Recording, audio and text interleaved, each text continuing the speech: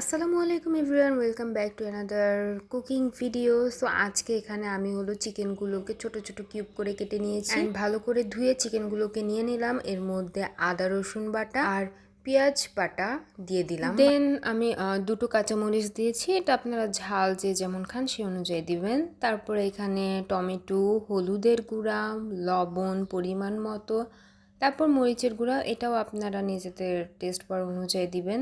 দেন তেজপাতা, স্টার মশলা, দারচিনি, তারপরে এলাচ সব কিছু দিয়ে দিলাম। তারপরে ভালো করে সবগুলো একসাথে মাখাবো। মাখিয়ে এখানে আমি সরিষার তেল ইউজ করতেছি। বেসিক্যালি আমরা রেগুলার বেসে সরিষার তেলটা খাওয়ার ট্রাই করি, কজ সয়াবিন তেল কিন্তু স্বাস্থ্যের জন্য অত ভালোও না। তো এখানে আমি পরিমাণ মতো সরিষার তেল দিয়ে পুরোটা ভালোভাবে মেখে এক মগ পানি দিয়ে প্রেশার কুকারে বসিয়ে দিই। আমি কিন্তু আপনাদেরকে আমার কুকিংয়ে অনেক ট্রিক্স শিখিয়ে দিই, লাইক প্রেশার কুকারে রান্না করলে কিন্তু অনেক জলদি রান্না হয়ে যায়।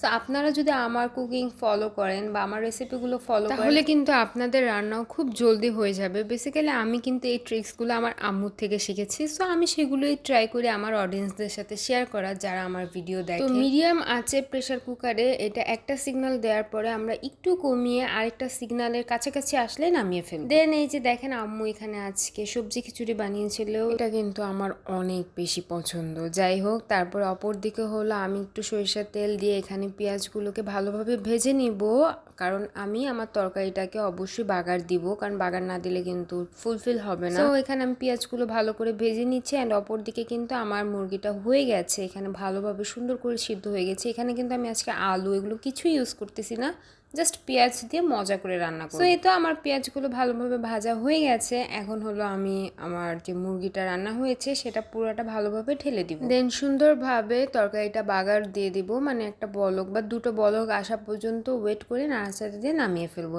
ট্রাস্ট মি গাইস, এটা কিন্তু অনেক বেশি ইয়াম্মি হয়, আপনারা একবার হলেও ট্রাই করবেন। শীত কিন্তু পড়েই গেছে, সো এই টাইমে এমন সবজি খিচুড়ির সাথে এভাবে পেঁয়াজ দিয়ে মজা করে চিকেন বানিয়ে খেতে কিন্তু অনেক বেশি ইয়াম্মি লাগে। তো আলহামদুলিল্লাহ সেদিনের খাবারটাও খুব বেশি ইয়াম্মি হয়েছিল। আমি মুরগিটা রান্না করেছিলাম আর আম্মু রান্না করেছিল খিচুড়ি।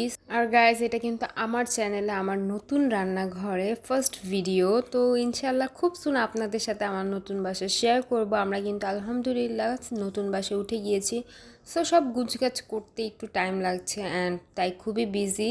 অবশ্যই খুব জলদি আপনাদের সাথে শেয়ার করব। সো এই ছিল আজকের ভিডিও। আমার সিম্পল অ্যান্ড শর্ট রেসিপিটা আপনাদের কাছে কেমন লাগলো অবশ্যই কিন্তু কমেন্ট সেকশনে জানাবেন অ্যান্ড একবার হলেও অবশ্যই ট্রাই করবেন। তো অবশ্যই আমার ভিডিও ভালো লাগলে আমার ফেসবুক পেজে একটি লাইক দিয়ে দিবেন এবং আমার ইউটিউব চ্যানেলে একটি সাবস্ক্রাইব করে দিবেন। আল্লাহ হাফেজ।